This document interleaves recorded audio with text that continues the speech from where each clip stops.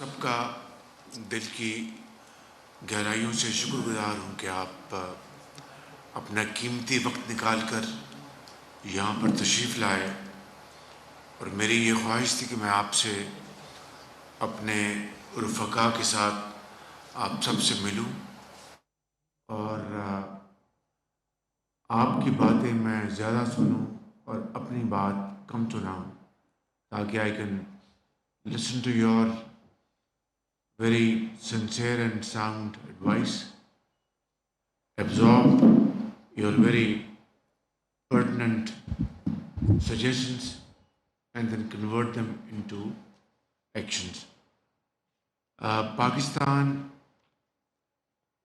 کی معیشت کے حوالے سے آپ کو شاید فنانس منسٹر نے ابھی بتایا ہوگا یا نہیں؟ ابھی بات نہیں ہوئی. آپ کو اگر انتظار کرنا پڑا تو میں معذرت خواہ ہوں. مجھے ابھی دھابو سے میں سیدھا وہاں سے آ رہا ہوں پریزیڈنٹ ہز ہائنس محمد بن زائد سے مل کر. تو میں گزارش کر رہا تھا کہ پاکستان کی جو معیشت ہے وہ پچھلے ایک سال میں اس کی جو میکرو لیول پر فاؤنڈیشن وہ الحمدللہ آہستہ آہستہ بہتر ہو رہی ہے.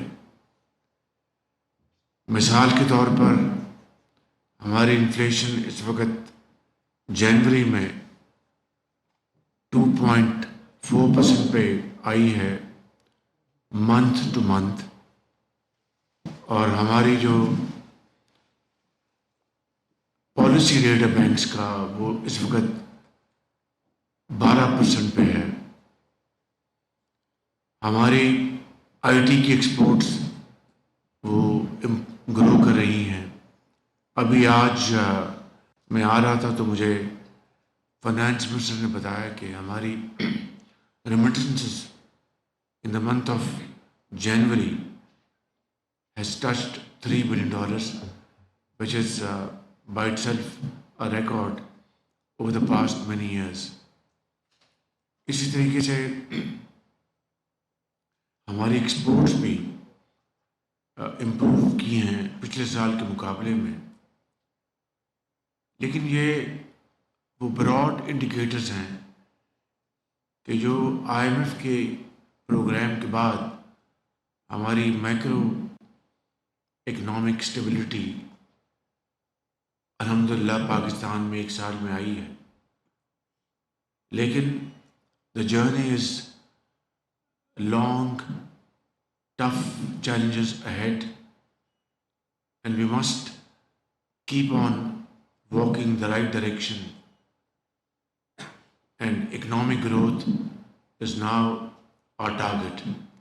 Easier said than done. ہمارے 3-4 میجر ایریاز ہیں جہاں پر ہم اکنامک گروتھ کو اسپیڈ اپ کر سکتے ہیں. ایک ہے مائنز اینڈ منرلس. یہ جنرلی G2G کی یہ کوریڈور ہے. اس میں UAE, سعودی عربیہ ان کے ساتھ ہماری بڑی کلوز انٹریکشن چل رہی ہے، اور الحمدللہ پاکستان کو اللہ تعالیٰ نے معدنیات کے بے شمار ذخائر دیے ہیں which run into trillions of dollars. مگر پچھلی کئی دہائیوں سے اس کے اوپر کوئی خاطر خواہ کام نہیں ہو سکا. لیکن اب I can say without any fear of contradiction اس کے اوپر اب الحمدللہ کافی پیش رفت ہو رہی ہے. دوسرا ہمارا ہے انفارمیشن ٹیکنالوجی کا پوٹینشل. یوتھ ہمارا ایک بہت بڑا ایسٹ ہے. پاکستان کی جو پاپولیشن ہے اس میں 60% پاپولیشن وہ 15 سے 30 سال کے درمیان ہمارے نوجوان بچے اور بچیاں ہیں. ان کے لیے اگر ہم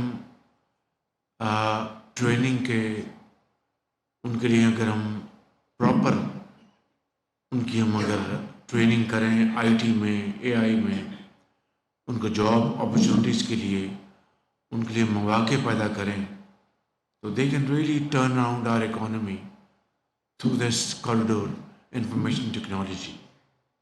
اس کے لیے پروونشل گورنمنٹس بھی بہت کام کر رہی ہیں اور فیڈرل لیول پر ہم بھی پوری طرح اس میں کوششیں کر رہے ہیں. تیسرا ہے ایگریکلچر. زراعت ایک ایسا ایریا ہے جہاں پر پاکستان کو اللہ تعالیٰ نے بے پناہ وسائل سے مالا مال کیا ہے. Unfortunately and without going to any kind of political point scoring, the fact of the matter is that in the last many decades we have been decadent. Our per acre yield has been marginal. We did not introduce modern techniques and technologies to promote our production. We have 3-4 important crops: rice, sugar, cotton and wheat. ان تمام اجناس میں کئی ممالک ہم سے آگے نکل گئے and unfortunately we have not been able to increase our per acre yield and we did not introduce modern techniques. And that is one main reason that we have now lagging behind our neighboring countries in many ways. Next month, by the grace of God, we are dispatching 1,000 fresh agri graduates to China for training in agriculture in various fields. And government of Pakistan is funding this program, and I believe this 1,000 batch of our students from all over Pakistan will come back from China equipped with modern knowledge, and this will be very helpful in promoting our agri production and then converting our production into value added products is another challenge, and Pakistan is again blessed in this field in more than one ways. Again, in value addition we have been lagging behind.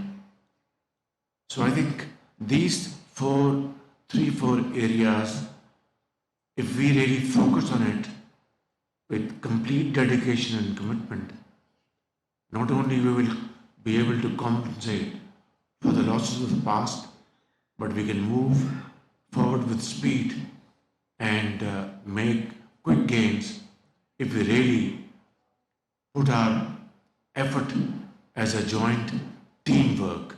Without that, I think we will not be able to meet our success. This is an established fact, no rocket science, that it's always teamwork which can transform any society in any walk of life. I will not take more of your time. I will now be very happy to listen to your comments, and then my colleagues will also join in and contribute on the way. Thank you very much, and thank you once again for your participation. I am very grateful. Thank you.